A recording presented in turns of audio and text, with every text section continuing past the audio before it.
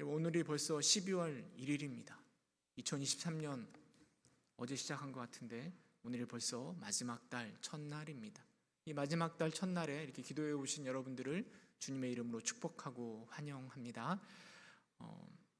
오늘날 사회적으로 많은 이슈가 되고 있는 것 중에 하나가요, 젠더 갈등의 문제가 많은 이슈거리로 우리 문제가 되기도 하고 또 토론이 되기도 합니다. 여성의 인권 여전히 부족하다라고 말하긴 하지만 과거에 비해서 매우 좋아진 것은 사실인 것 같습니다. 예수님 당시에, 2000년 당시에요. 당시에는 사람의 숫자를 셀 때는 여성의 숫자를 세지도 않을 만큼 여성의 인권이 많이 낮았다라고 합니다. 구약 시대에는요, 그보다 더 훨씬 더했을 것입니다. 그럼 그런 사회적인 모습 속에서도 우리 하나님은 여성을 사용하셔서 구원의 계획들을 이루어 가십니다. 그 대표적인 게 바로 원시복음이라고 할 수 있습니다. 창세기 3장 15절에 보면 그 원시복음을 담고 있는데요, 하나님은 사단의 머리를 상하게 할 자로 여자의 후손이라는 표현을 사용하고 계십니다. 여러분, 이것은요, 여자를 통해서 메시아를 보내주시겠다라는 하나님의 계획을 말씀하고 있는 것이죠. 뿐만 아니라 오늘날 우리 한국교회 가운데 있어서 여성의 위치는 너무나 중요합니다. 먼저는 숫자적으로도 남성을 압도하죠. 여성의 신앙, 또 그들의 믿음, 헌신, 섬김이 있었기 때문에 오늘 우리의 교회가 이렇게 운영되고 있는 것은 아닐까 생각되어집니다. 오늘은 특별히 예배부 관현악부 찬양단이 주관하는 금요 기도회인데요, 이따 찬양할 때 보시면 아시겠지만 여성이 압도적으로 많이 있는 것을 보게 될 것입니다. 믿음 안에 있어서 우리 남성들이 좀 더 분발해야 될 것 같습니다. 히브리서 11장은요 믿음장입니다. 우리에게 믿음의 본을 보이고 있는 사람들의 이야기를 이렇게 담고 있는데요, 여러분, 그곳에서도 여성의 이름이 기록되어 있습니다. 물론 아쉽지만 남성에 비해서 여성의 숫자는 매우 적은 것이 사실입니다. 그러나 남성 중심의 사회적인 상황 속에서도요, 여성은 그래도 그 역할을 감당하며 믿음의 본을 보이고 있는 것입니다. 히브리서 11장에서 가장 먼저 등장하는 여성이 바로 사라입니다. 오늘은 이 사라의 믿음이라는 제목을 가지고 사라가 우리에게 보여주고 있는 그 믿음의 본이 무엇인지를 함께 생각해보며 은혜를 나눠보고자 합니다. 우리에게 있어서 믿음의 조상, 믿음의 아버지 하면 아마도 아브라함을 가장 먼저 생각하실 것입니다. 그렇다면 믿음의 어머니는 누굴까요? 열국의 어미라는 이름의 뜻을 가지고 있는 사라, 그 사라가 바로 믿음의 어머니가 될 것입니다. 갈라디아서 4장 26절은 이렇게 이야기합니다. 오직 위에 있는 예루살렘은 자유자니 곧 우리 어머니라. 여기서 자유자는 바로 사라를 이야기합니다. 바울은 사라와 하갈을 비교하면서요, 사라가 바로 우리의 어머니다라고 표현하고 있습니다. 근데 저에게 있어서 사라의 인식은 그렇게 긍정적이지는 않은 것 같습니다. 제가 떠올리는 사라의 모습은요, 하나님께서 자녀를 주신다라고 말씀하셨는데 때를 기다리지 못하고 하갈을 통해서 혈통을 이으려 하였던 의심하고 믿음 없는 그 사라의 모습이 먼저 떠오릅니다. 또 떠오르는 모습이라고 하면 사라의 웃음입니다. 하나님께서 아들을 주시겠다라고 말씀하셨는데 그때 사라는 웃었습니다. 기쁨의, 긍정의 웃음이 아니라 하나님을 비웃으며 의심의 웃음을 하고 있는 거죠. 내가 이 나이에 어떻게 아들을 가질 수 있겠는가? 의심의 웃음이 먼저 떠오르는데, 그런데 히브리 기자는요, 오늘 사라를 이야기하면서 11절에 이렇게 표현하고 있습니다. 우리 히브리서 11장 11절 함께 읽어보도록 하겠습니다. 시작. 믿음으로 사라 자신도 나이가 많아 단산하였으나 잉태할 수 있는 힘을 얻었으니 이는 약속하신 이를 미쁘신 줄을 알았습니다 라고 사라에 대해서 표현하고 있습니다. 나이가 많아 단산했다라는 것은요, 이미 폐경이 되어 더 이상 아이를 낳을 수 없다라는 그 상황을 사라가 인식하고 있음을 말해주고 있습니다.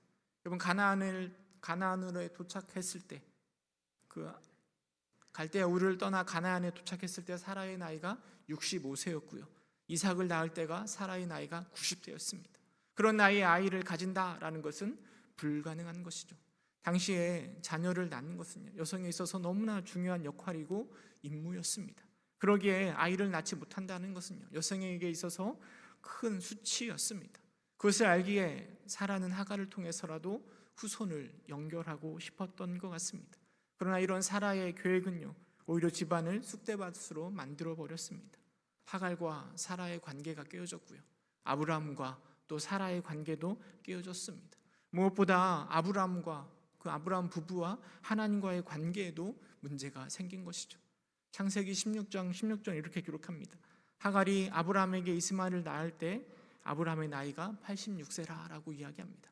그리고 17장 1절로 와서는 아브라함이 99세 때라고 표현하고 있습니다.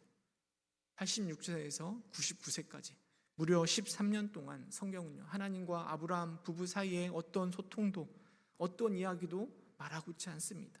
13년 동안 침묵하고 있습니다. 저는 그 긴 시간들이요, 아브라함과 또 하나님과의 그런 멀어진 관계의 거리를 표현하고 있는 것은 아닌가 이렇게 생각이 되어집니다. 그리고 99세가 되어서야 하나님은 아브라함에게 나타나셔서 말씀하십니다. 나는 전능한 하나님이라. 너는 내 앞에서 행하여 완전하라.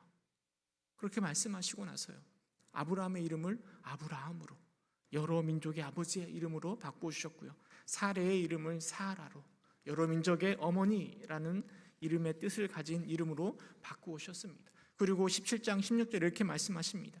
내가 그에게 복을 주어 그가 내게 아들을 낳아주게 하며 내가 그에게 복을 주어 그를 여러 민족의 어머니가 되게 하리니 민족의 여러 왕이 그에게서 나리라.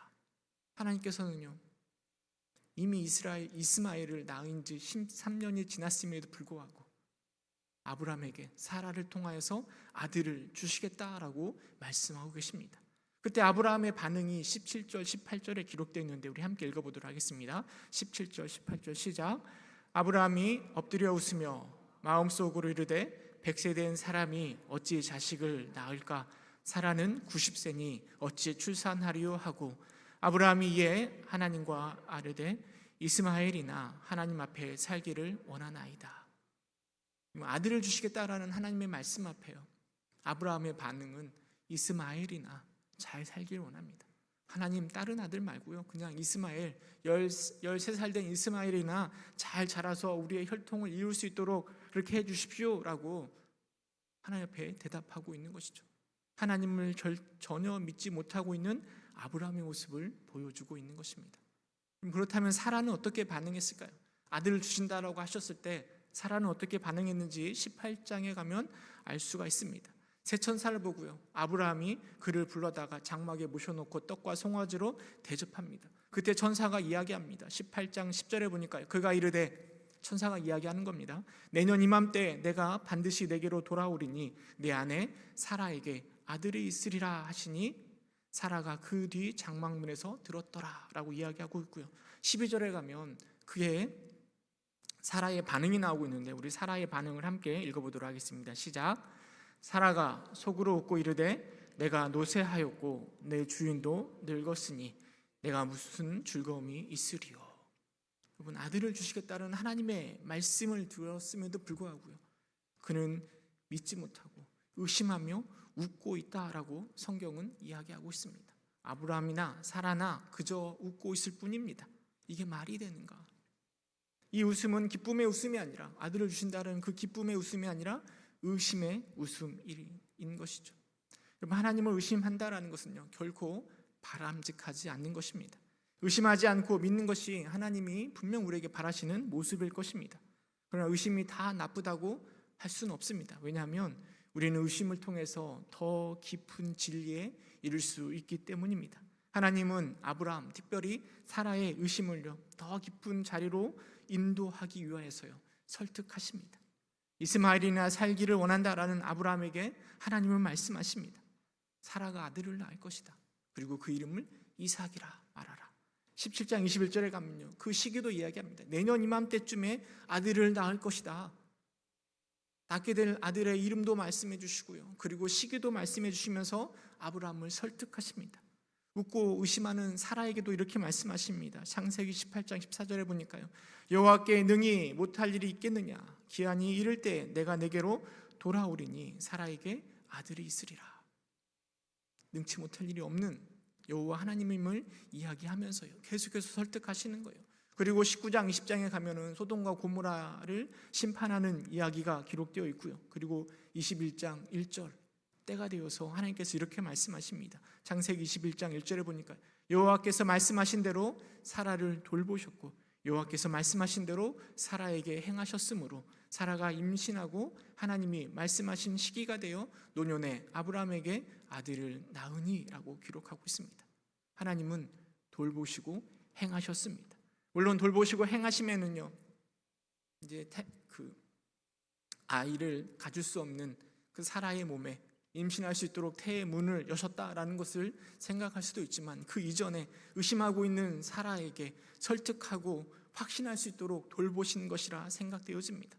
제가 하나님이라면요, 이렇게 의심하고 있는 사라를 호되게 혼냈을 것 같습니다. 그러나 하나님은 그런 사라를 버리시거나 혼내시는 것이 아니라 계속해서 설득하시는 거예요. 돌보시는 거예요. 그래서 사라는 그 의심을 넘어서 이삭에 대한 확신을 가지게 된 것입니다.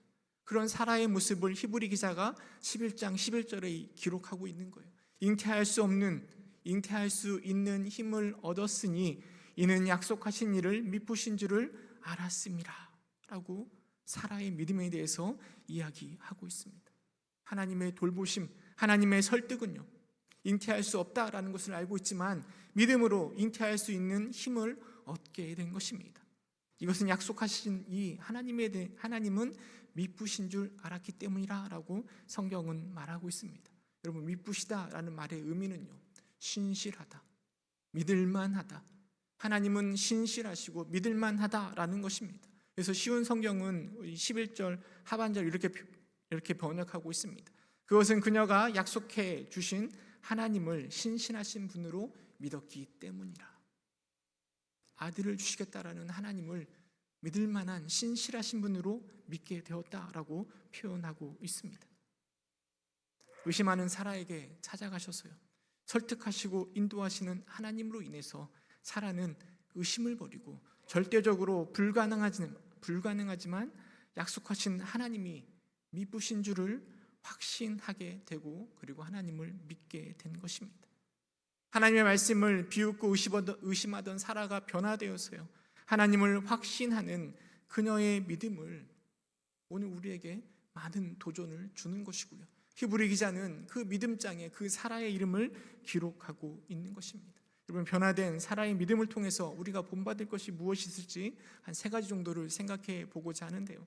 첫 번째로요, 여러분, 사라의 믿음은 신실하신 하나님의 성품을 믿는 것입니다. 11절 이렇게 이야기하잖아요. 약속하신 이는 미쁘신 줄을 알았습니다. 신실하시다, 믿을만하다라는 것을 사라가 알게 된 것입니다.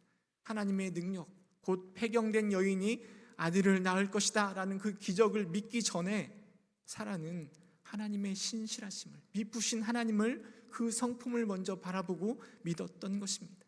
때로는 의심이 되기도 하고 불가능하다라는 판단이 들기도 하지만 이성의 판단을 뛰어넘어 하나님의 신실하심을 믿고 있는 것입니다. 여러분들은 그 하나님의 신실하심을 믿고 계십니까? 우리 하나님은 내가 믿을 만하고 내가 의지할 만하고 신뢰할 만한 분으로 알고 계십니까? 우리 하나님은 미쁘신 하나님이십니다. 신실하신 하나님이십니다. 그래서 민수기 23장 19절은 이렇게 고백하고 있습니다. 우리 함께 읽어보도록 하겠습니다. 민수기 23장 19절 말씀 함께 읽겠습니다. 시작.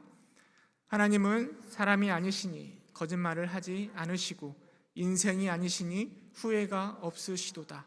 어찌 그 말씀하신 바를 행하지 아니하시며 하신 말씀을 실행하지 않으시랴.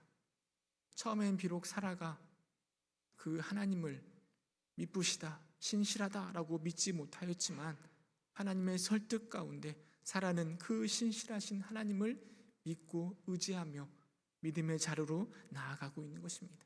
두 번째로 사라에게서 본받을 만한 믿음의 모습은요, 전능하신 하나님의 능력을 믿었다라는 것입니다. 17장 1절에서요, 아브라함에게 하나님이 말씀하십니다. 나는 전능하신 하나님이라. 너는 내 앞에서 행하여 완전하라 말씀하십니다.